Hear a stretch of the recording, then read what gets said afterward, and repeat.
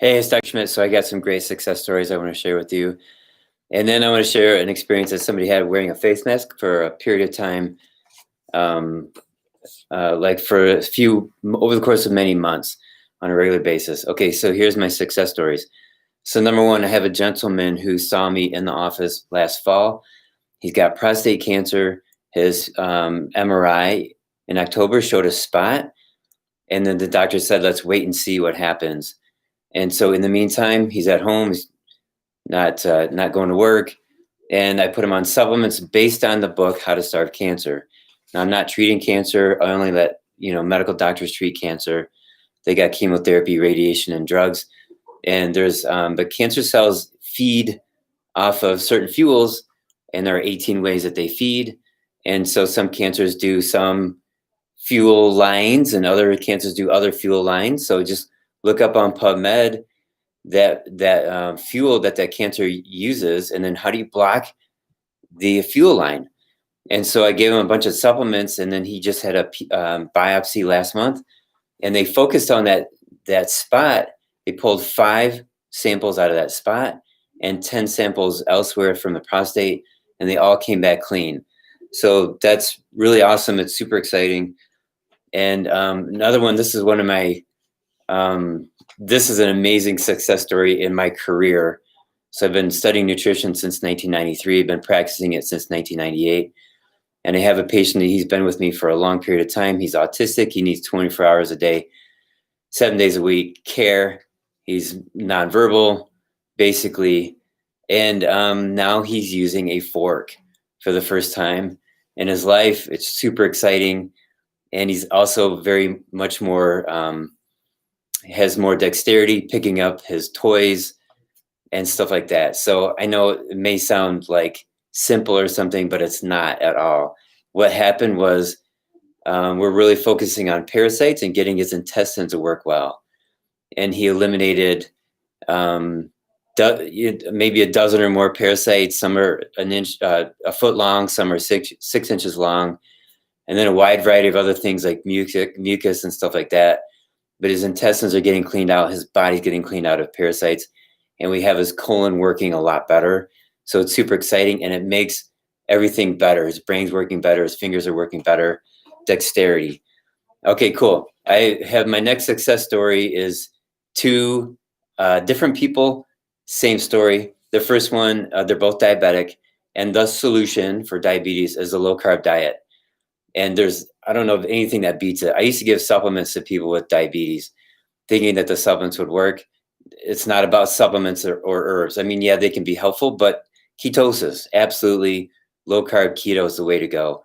So the first person from June 9th, their A1C was 10.1. And then July 29th, so just about a little less than 2 months later, it was 7.6. Normal, we want it to be like 5.5 or less. So that's a great, huge difference right there. It's fantastic. The other person was 11 A1C. 3 months later, 6.3. And for the first time in 30 years, this person says that now he's got his blood sugars under control. He's a type 1 diabetic. And the other person I mentioned first was type 2 diabetic. All right, the next one is really gross. And I've talked about parasites, and I've talked about blowing parasites out of my nose and other people. Okay, now this is the most profound parasites coming out story that I have.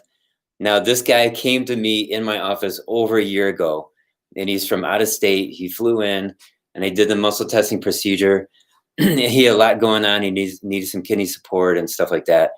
But when I tested him, I found parasites in the brain. Now, at the time, there was not this product called Para3, which is the best supplement that I've seen to get parasites out of the sinuses and clean the sinuses of whatever. So about 3-4 months ago, finally, I got him on Para3. And I have not seen him face to face, in over a year, but we're doing phone calls. So I talked to him this past week. And once he started Para3 for the next 3 to 4 weeks, he got rid of 10 to 20 parasites out of his nose, and they're about 1 inch long, and he's picking them out, and they're coming out of everywhere. and they're about an inch long and they're super slimy. It's like slimy, like ice on ice with water in between. Like that's how slimy it is. And I know this because I had 2 come out, and but 10 to 20 a day for 3 to 4 weeks. And there was the slime, and then there was the worm inside, and inside the worm you could see a straight black line, and maybe that black line would be like the intestinal tract, something like that. But that was the pattern. Now he would blow his nose and other things would come out, like little black dots, and variety of things like that.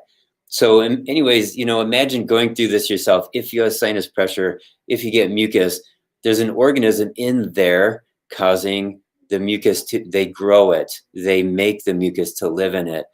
Then you go to a doctor and they say, oh, your sinuses are clogged up. You have nodules, and they surgically remove the sinus nodules, but then they have a tendency to come back. And they come back because you haven't gotten to the cause. You haven't gotten to the organisms that are in there. And those organisms could be the parasites or fungus or virus or bacteria or all of them put together. And so I talked to another person yesterday, a new patient, and she has mucus balls coming out of her nose once a month. Sometimes it's fluorescent yellow. Sometimes it's brown, black, green. All these different colors mean different organisms. So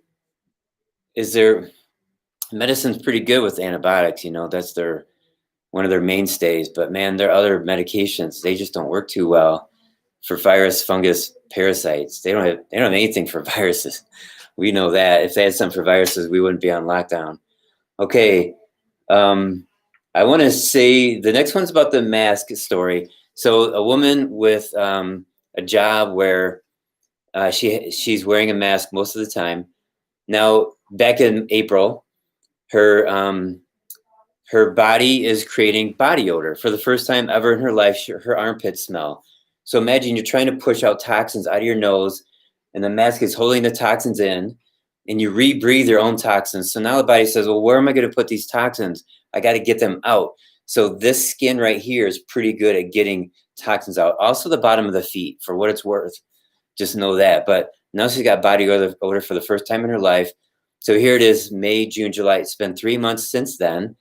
But the body odor went away. This is very interesting. But her body still has a problem of breathing toxins. And now her pulse is up over 100 beats a minute. So that's the compensation, like lack of oxygen in the blood because you're rebreathing carbon dioxide. So the pulse goes up to get more oxygen faster to the rest of the organs in the body. Now, there are a few people, medical doctors on social media, and they say wearing a mask does not lower your pulse ox, meaning how much oxygen is in your blood.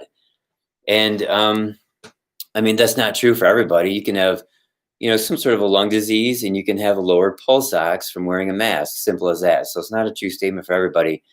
But you can, but like I said, they will demonstrate on a video on social media that they're wearing a mask for a period of time, and their pulse ox does not go down, but their blood pressure goes up or their pulse goes up. And they say, well, it only went up because I'm angry. I'm angry about all these stupid anti-maskers and the anti-vaxxers and the they're just mad. That's their excuse. It's like, no, you're not mad. You're sitting there on your chair, you're relaxed, and you're breathing with a mask, and you're measuring your pulse ox, and you're just sitting in your chair. The reason why your heart rate, your pulse is up is because you're wearing the mask. And if you are angry about the anti-maskers, you got to get your emotions in check because you're out of control. Get that in check. So there's my story about you can't have a problem with the mask. And it might be your pulse ox is normal, your oxygen level is normal, but your heart rate, something else may be off. Your detoxification abilities are off. And then at the end of the day, you're more exhausted, right? Because you're just more toxic. So there's that issue. Now, last thing I want to say, I had a patient recently, she's doing great, and she's asking me a bunch of questions. She emails me questions. I read an article on CoQ10. What about enzymes? What about vitamin C, 2,000 milligrams a day?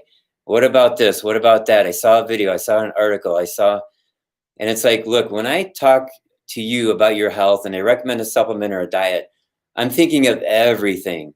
our first initial intake, our first phone call or face-to-face meeting, I'm asking you the top level questions that matter based on your symptoms.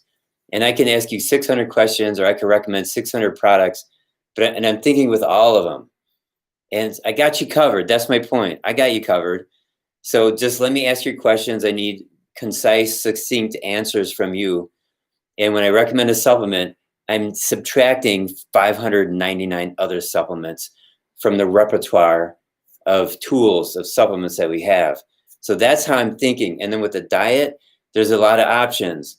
And we're talking, counting macronutrients. We're talking about quality of food.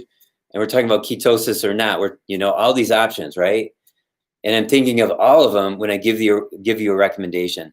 And even still, whatever recommendation I give you, whether it's a diet or supplement or both, we're looking for how does your body respond. That's called monitoring. So people ask me, well, what's going to happen when I take this supplement? And my answer is, I don't know. You're going to tell me in 4 weeks what happened, what happened past tense.